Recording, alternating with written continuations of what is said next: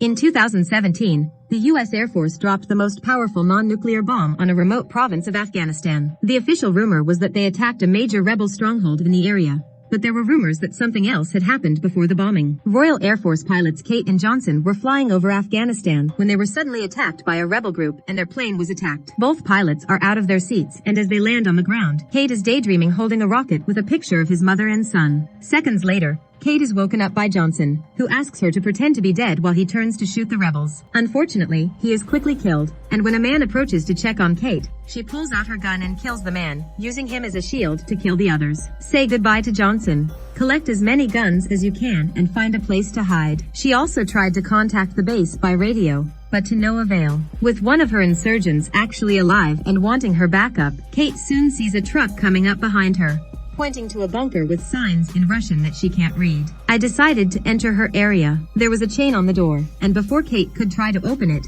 the rebels came and opened fire, forcing Kate to hide and fight back. After exchanging some bullets, one of the rebels throws a missile, which hits the door and opens it, giving Kate a chance to sneak in. The gunmen are after her, but the elevator is working. Kate must carefully descend the stairs to reach deeper underground. Here she finds more signs written in Russian and some beds, but a set of gas masks, and we also found the corpse of a scientist. On her desk is a note in strange Russian and her USB stick that Kate wants to take with her. Insurgents also descended and found mundane things like dining halls. This suggests that those who were here left in a hurry. They also found a dead body in a bed deep inside the bunker. Eventually, they find Kate running for cover while the rebels turn on their lights, scatter and knock out the man and open fire with your gun. When the militants counterattack, one of his pods bursts and one of these humanoids falls to the ground. Later, Kate notices a drain and escapes from it, prompting all of the rebels to follow her, except for one who stays to check on the strange creature. When the man turns around, the creature kills him. Another gunman finds Kate and stops her, and her friend returns to find her missing man, but she finds the creature eating the poor man. Kate throws flares to drive away her enemies and begins climbing her stairs, firing at anyone who tries to get in her way. One of the men grabs her by the ankle and Kate is unable to shake it off, but suddenly a monster appears and kills the men, allowing a terrified Kate to escape. As soon as she reaches the door, but Kate uses a few bullets to push the monster back and escapes just in time to close the door with a chain. Outside the bunker, a rebel named Kabir was waiting for his team, but quickly ran away when he heard the monster's voice. Kate started walking through the desert and stopped to apply some painkillers. She is hit by a United States Army truck that happens to be searching for the missing pilot. Corporal Jade confirms that Kate is telling her truth about her own identity and steals her locket.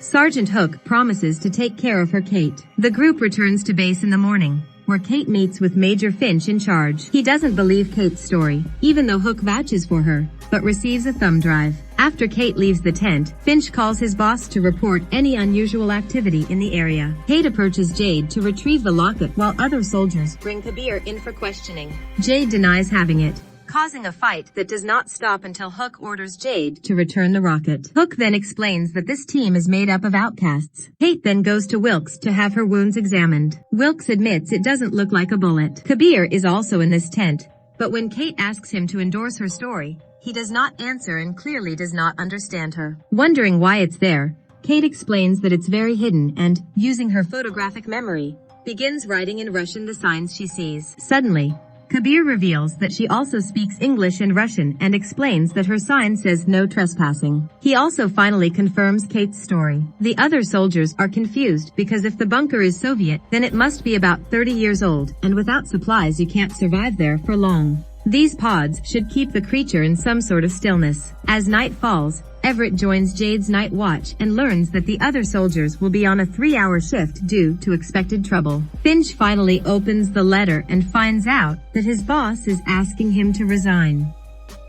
Angered, he called and was told that his boss wanted the contents of his USB stick, but he didn't send it until he was explained, and was shocked to hear the truth. Meanwhile, Kate and Wilkes interrogate Kabir, who explains that he didn't shoot anyone. He's just a driver who worked for the mob to protect his family. Hook checks on his men and sends Private to free Everett. However, as soon as he turns around, Everett hears a noise and realizes that the soldiers have disappeared, leaving only blood behind. He realizes that the swarm has invaded the base. The entire team quickly moves into position and opens fire, leaving Kate wondering if the monster managed to track her down. Hook informs Filch of the situation. Filch tries to call backup, but the radio tower is destroyed by the monsters. Because the beasts are so powerful, bullets do not hurt them. Soon Everett and other soldiers are wounded or killed. Increase. Wilkes leaves the tent to provide medical assistance after telling Kate to stay and watch Kabir. Seconds later, a monster enters the medical tent and uses its very long tongue to capture Kate. Kabir finds a machete in her chest and uses it to kill the beast. He then gives Kate a gun before going outside,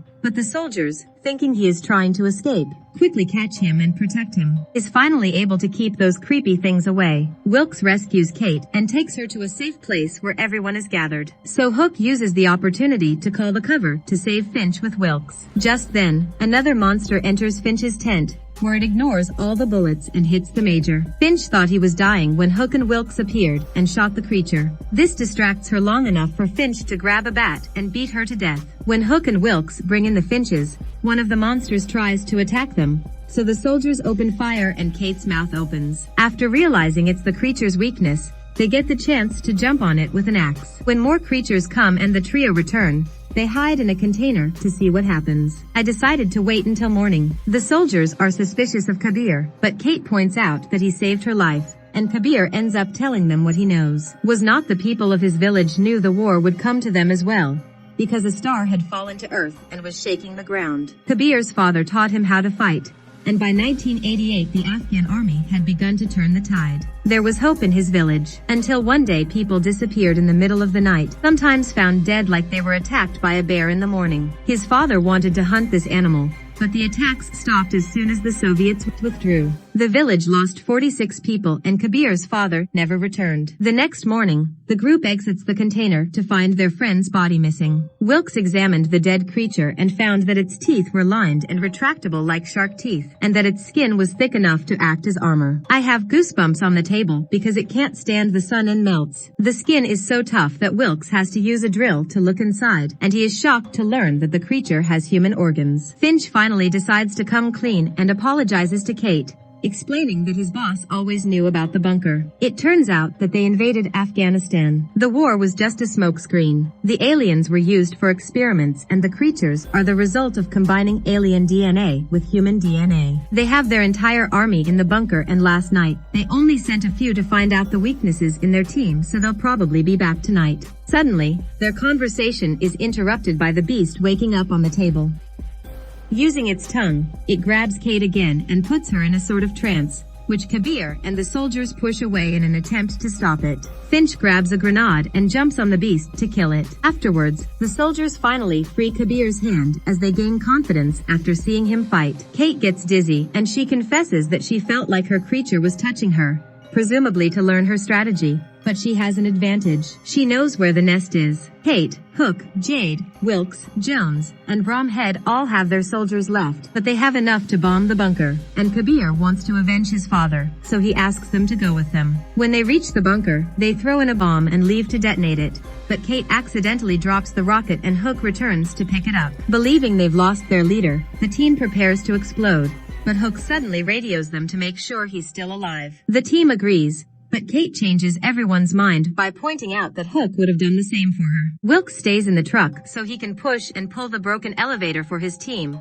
but as they reach the bottom of the bunker, Wilkes receives a worrying message over the radio: missile attack within 20 minutes. There is a location, as it was discovered by the truck's tracking device. With not much time left, the group decides to split up and get more ground fast. Meanwhile, Hook discovers an animal in the same room as him and is immediately attacked by its tongue, which he distracts by biting its tongue before killing it with a knife. He then found the corpses of all his friends and succeeded in taking their weapons from them. As the team searches for the Hook, Kabir finds dead bodies on the table and realizes that these were likely people who had gone missing from his village. Kate finds a pod she's never seen on the wall and turns on the light to discover that the original alien is still alive. Just then Hook leaves the room and asks Kate for directions on the radio. Running fast enough, he managed to join the team and kill the beasts together by shooting them in the head, but this left many of them out of ammunition. Meanwhile, outside, Wilkes suddenly finds himself surrounded by rebels. That means he has to fire and guard the entrance alone. In the bunker, the creatures hatch from their pods, and Kate concludes that she knew they were coming because she read their minds. The team runs out of the cabin room and closes the door, but the creature slams the door with overwhelming force. So Jones stays behind and holds the door so the team can escape. When the group arrives at the elevator, they find that Jade is gone, and Hook gives the team 2 minutes to escape. After telling her to leave if she doesn't come back within, Jade decides to return to her. A second punch appeared behind her. By the time the Hook arrived, it was too late. The beast killed Jade. Realizing that Jones can no longer hold the door, Hook begins fighting the creature with the tools he has found while Jones lets go of the door before detonating a bomb and knocking everyone down. Hook hears an explosion and hides in the refrigerator just before the flames enter the room, where he also kills the beast. More monsters arrived in the elevator and the team ran out of bullets, so Bromhead called on Wilkes to pull them up. We are fighting hand-to-hand combat.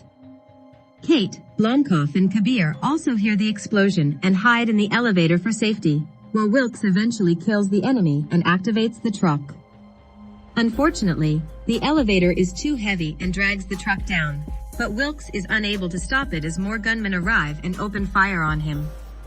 More creatures arrive at the elevator and Kate and Kabir are able to defend themselves with an axe and machete, but Brom has only a fist on his head and is killed. Kabir sees a truck coming and tells Kate to get off the elevator while he distracts the creature.